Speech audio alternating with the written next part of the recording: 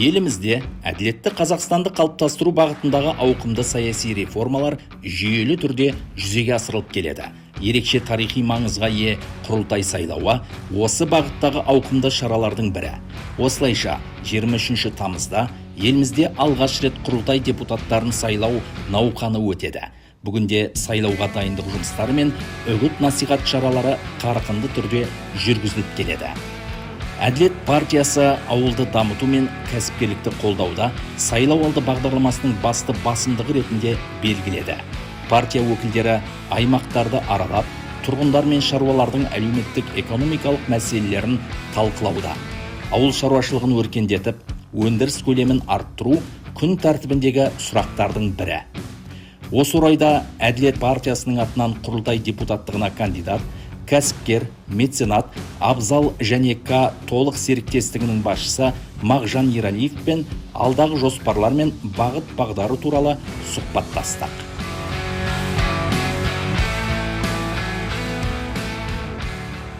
Армысыз ардақты ағайын, бүгінгі біздің YouTube арнамыздың қонағы белгілі кәсіпкер Мағжан Абзалұлы Ералиев. Мағжан Абзалұлы, қарасаңыз, Әділет партиясының басты қағидаттардың, принциптердің бірі дейді ғой, бұл әділетті Қазақстанды орнату. Ыбырай Жақаев деген кісі бар ғой, өзіңіз жақсы білесіз, біздің аталарымыз, мысалы, ол кісі кәдімгі еңбектің жарқын үлгісін модель дейді ғой, әлемдік деңгейде көрсетіп кетті деп айтуға болады, мысалы да. Енді біздің қазіргі жастарымыз, өзіңіздің замандастарыңыз, олардың еңбекке ынтасы қалай? Осы эстафетаны қаншалықты қазір ұстап, немесе қаншалықты осы өзгерістерге ілесіп келе жатыр? Қазір өзіңіз. Менің жеке пікірім, ойым, жастар өте еңбекқор деп санаймын. Неге дейсіз? Өйткені қазіргі таңда жастардың білімге деген құштарлығы өте жоғары десем болады. Жасанды интеллект бар, цифрландыру деп жатырмыз. Осы бағытта біздің жастарымыз жақсы жұмыс жасап жатыр. Оны біз өзіміздің мекеменің тұрғысында көріп жатырмыз. Бұл жерде бізде мынау күріш алқаптарына біз дрондар ұшырамыз. Ол дрондарымыз тыңайтқыштарды осы себу мәселесін қамтамасыз етеді. Және де осыны былайынша қазіргі таңда дамытып жатқан ол біздің жастарымыз. Әлеуметтік жағдайда қазіргі осы экономикамыздың барысында ең трендте тұрған осы салалар ғой. Біздің осы зауытымыздың өзі Қазақстандағы ең алғашқы цифрлық күріш өңдеу зауытын іске қосқан боламыз. Ол жақта да жастарымыз қазір басқарып жатыр. Олар алғыр болады, тез алып кетеді. Сондықтан ол зауыттың да көптеген артықшылықтары бар. Уақытты үнемдеу, қаражат жағын үнемдеу, сапаға көңіл бөлу. Сапаға көңіл бөлу, дұрыс айтасыз. Осы төңіректе де жастардың көмегі өте зор. Сондықтан мен біздің жастарымызға сенемін, олардың еңбекқор екеніне көзім жетті. Бізде мекемеміздің өзінде қазіргі таңда басшылықта болсын, зауытта болсын, шамамен 85-90%-ға дейін жастар жұмыс жасап келе жатыр. Мына Сыр өңірі, өзіңіз білесіз, бұл негізі аграрлық аймақ, мысалы. Оның ішінде күріш шаруашылығы осы саланың локомотиві деуге болады, соның жетекшісі. Әділет партиясы өзінің бағдарламасында өңірлер мықты болса, ел мықты деген қағидатты негізгі платформа ретінде жазған. Қағидаттарын мен қарап шықтым. Соған басымдық берген. Енді қазіргі жағдаймен қарасақ, Сыр өңірінің бүгінгі агроөнеркәсіптік әлеуеті қандай, потенциалы дейді ғой. Және партия, мысалы, осы аймақтағы шаруалардың тыныс-тіршілігін, су мен инфрақұрылым мәселелерін шешу үшін қандай да бір нақты қадамдар жасап жатыр ма? Қазір таңда осы сіз айтып жатқан мәселелер өте өзекті. Осы біздің Әділет партиясында да осы өңірлерге көңіл бөлу қазір қатты қарастырған. Неге десеңіз, осы бағдарламамызда қала, аудан, ауыл қағидасы бар. Яғни барлық көрсетіп жатқан қызметтердің сапасы, деңгейі, ол тек қана үлкен қалаларда, Алматы, Астана қалаларында ғана емес, ол біздің Қызылорда қаласы, облысында да, аудандарда да, ауылда да бір деңгейде болу керек деген осы біздің бағдарламамызда бар. Яғни адам тең, адамға, әділетті болу керек. Оның ішінде мынау біздің жалғыз басты аналарымыз, ерекше мүмкіндігі бар жастарымыз, солар да басқа да азаматтарымызбен қатар бір қатарда бірдей білім алу керек, алатындай мүмкіндік жасаймыз. Одан бөлек ол тек қана бекітілген бір арнайы білім орталығында қана емес, ол азаматтарымызға біз таңдау береміз. Мысалы, қандай білім орталығы оларға қолайлы, қабылдай алады. Одан бөлек баспана мәселесі деп жатырмыз. Баспананы жалға берілетін баспанамыздың мерзімін ұзарту, одан кейінгі оны сатып алуға мүмкіндік беру деген сияқты. Енді мынау өңірлерде ауыл шаруашылық саласына келсек, біз сияқты күріш егетін басқа да шаруашылықтар, басқа да тұлға азаматтар бар. Ол осы салада мемлекетіміз және біздің әділет партиямыздың бақылауында бар мәселелердің бірі ол жеңілдетілген 2,5% несие беру. Өзінің кәсібін домалатуға, айналдыруға, жұмыс жасауға, ауыл азаматтарына осындай жеңілдік беру. Ауылдарға осындай мемлекет тарапынан жеңілдік беру, ол өте дұрыс шешім деп өзім ойлаймын. Дұрыс және әділетті шешім. Мағжан Абзалұлы 90 жылдары қала халқы әлеуметтік депрессивті жағдайға бетпе-бет келді. Қалада қиын болды, азық-түлік жоқтығым. Сонда бізде ауылдан күтетінбіз. Әке-шешелеріміз келіп, ет алып келеді, күріш алып келеді. Жұмыссыздықпен әлеуметтік жағдайдың өзін сол кездегі қаланы сақтап қалу нәтижесінде ауылдағы ағайындар алып келіп, сонымен қамтамасыз етіп отырды. Сізде қазір соның бәрін өмірде көрдіңіз, енді ауылды сақтап қалудың моделін жасап келе жатсыз. Осы нәрсені енді өмірлік тәжірибе ретінде кімнен үйрендіңіз? Отбасыдан үйренгеніңіз анық. Достардың ортасы, немесе бизнес орта, бизнес платформа, бір әлеуметтік орталар бар ма? Мысалы, қалай сіздің жүрегіңізге осындай шешім қабылдау келді? Енді басты өмірімде осындай шешімге келген, ол басты тұлға ол менің әкем болады. Сөзсіз әкеміз болады. Енді өткені достарым көбісі басқа салада кәсіп жасайды. Енді осы ауыл шаруашылық саласында әкем бар, одан кейін мынау әкемнің інілері бар. Сол кісілерден осындай жақсы тәжірибе көрдім десем қателеспеймін. Енді мен айтайын дегенім, біздің шаруашылықтың басты принциптерінің бірі адами фактор, яғни адами капитал. Оларға көңіл бөлу, айлығын уақытылы беру, олар тек өз-өзін жақсы сезіну керек қой. Кейіннен осы зауыттардың жаңа модельдері пайда болды. Күрішті жинап болғаннан кейін зауытқа саламыз, оны өңдейміз, ақтаймыз, сатамыз ғой. Тек қана ол пайдасын көрмей, ол адамдармен бөлісті. Қай жағынан бөлісті? Ол Нағи Ілиясов ауылына жағдай жасау, су мәселесін шешу, қазіргі таңда мынау газ мәселесі шешіліп жатыр. Одан бөлек енді заманауи заводтың құрылуы, 100 миллион тұратын мысалы техникаларды аламыз. Біз ауылда спорт үйірмелері бар. Республикалық масштабта жасөспірімдер арасында дзюдодан турнир өткіземіз, жекпе-жектен турнир өткіземіз, футболдан турнир өтеді. Үстел теннисінен де осы үлкен турнирларымыз өтеді. 450 миллион тұратын жеке қаражаттан осы мекемеміздің жұмсап осы еңбек аллеясын құрып, сол жерлерде қазіргі таңда концерттер өтеді. Біз тегін концерттер өзіміздің осы Қызылорда қаласының жұлдыздарын, осы республика масштабындағы эстрада жұлдыздарын әкеліп, халыққа осындай тамаша етуге осындай қызметтер көрсетеміз. Осындай жағдайлар жасалғаннан кейін әрбір ауылдың азаматы осы ауылда қалып еңбек етуге, өзінің жағдайын жақсартуға, яғни Нағи Ілиясов атындағы ауыл қаладан инфрақұрылымы болсын, іс-шаралар болсын, сол жағынан қаладан кем емес деп айта аламын. Сондықтан осы біздің әділет партиясында да бұл мәселелердің барлығы қарастырылған. Сапалы мектептер салыну керек. Мықты мамандар келіп сабақ беру керек, теңесу керек. Қалада болып жатқан, қаладағы беріп жатқан оқу орталықтарының деңгейімен бір деңгейде болу керек. Жасанды интеллект деп жатырмыз. Жасанды интеллект бойынша өңірлердегі, ауылдардағы барлық азаматтарымыз, яғни 5 миллионға жуық азаматтарымызды, ол сынып оқушысы болсын, студент болсын, ол жұмыскер болсын, барлығын осы жасанды интеллектті жаңа құрылған бағдарламалармен оқыту, оларды осы жасанды интеллектпен таныстыру, сосын цифрландыру. Біздің партиямыз енді бос сөз, хайптың партиясы емес, нақты істің партиясы дейміз.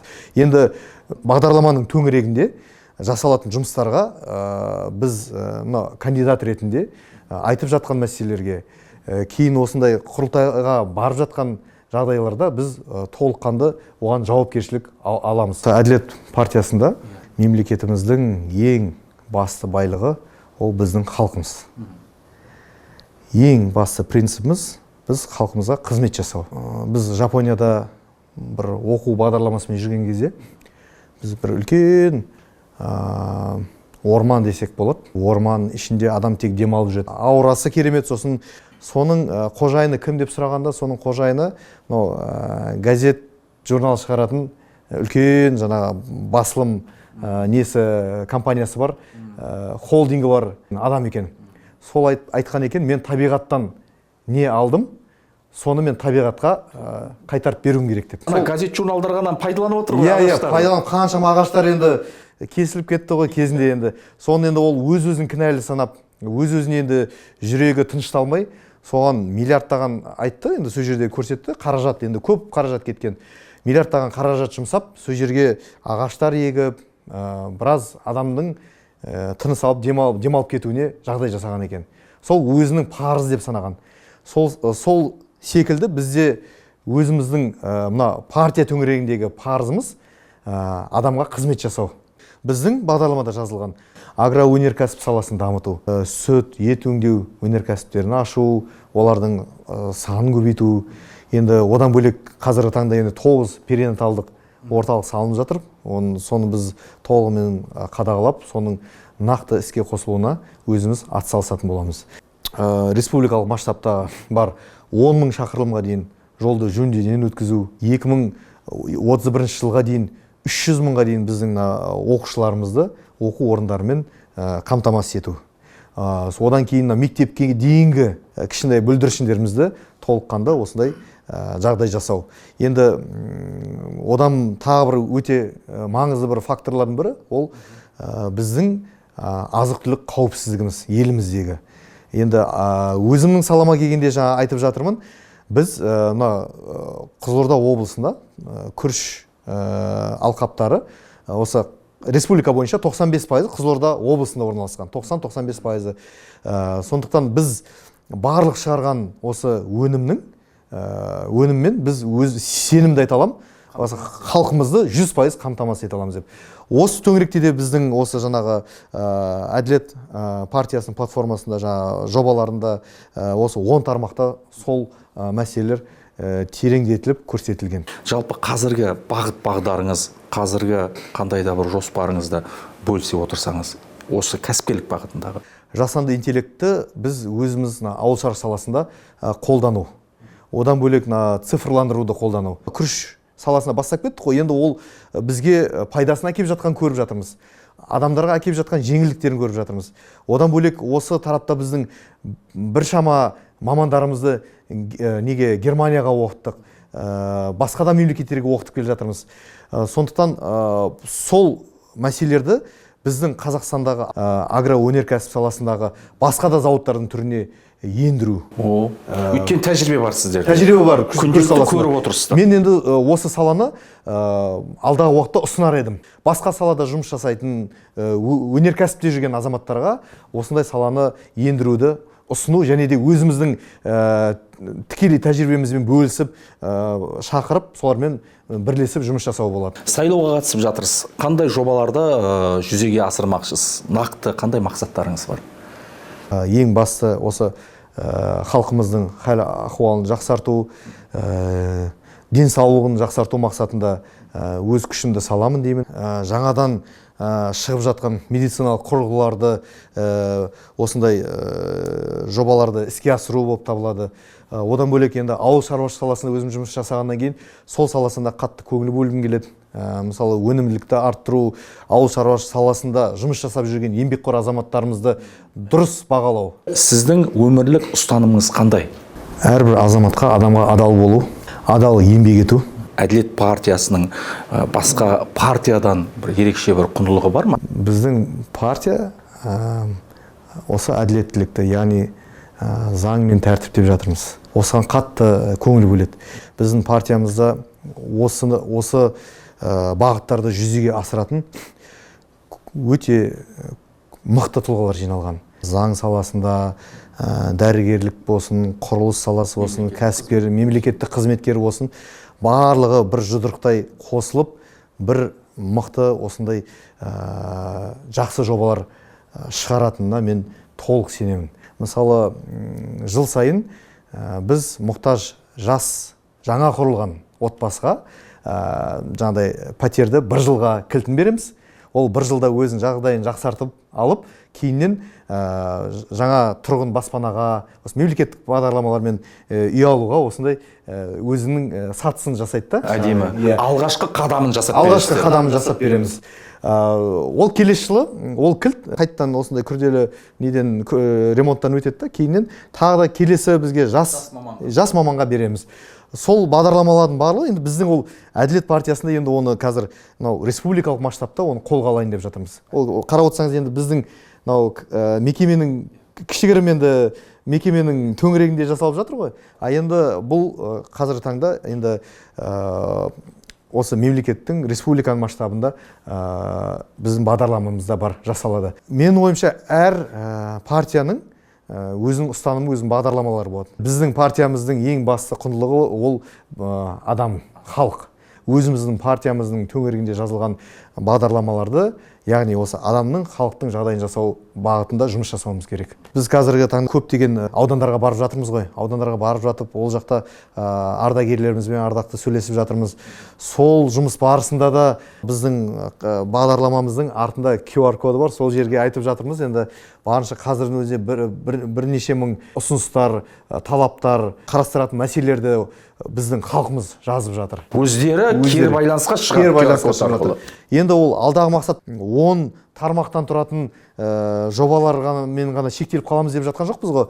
Енді ол айтып жатқан мәселелерде осы бағдарламамызда бар негізі. Кеңінен қаралғанда, соны әр осында қаралған мәселелерді жинақтап, қажет, өзекті деген бағыттарын, нүктелерін басасыздар. Басып отырамыз, Сондықтан енді ол осы жақта өзіміздің шаруашылықта алған бүкіл тәжірибемізді сол республикалық деңгейде бөлісеміз деген, өзіміздің халыққа деген барлық уақытымызды, еңбегімізді, білетін білімімізді бірлесе отырып, бөлісе отырып, халыққа қызмет жасайтын жобаларды іске асыру болып табылады. Ауылдың халқы келіп жатыр, үлкен ардагерлеріміз келіп жатыр, неше түрлі тұлғалар келіп жатыр. Олар біз өзіміздің бағдарламамызбен бірінші таныстырып өткеннен кейін, олармен біз ашық диалогқа түстік.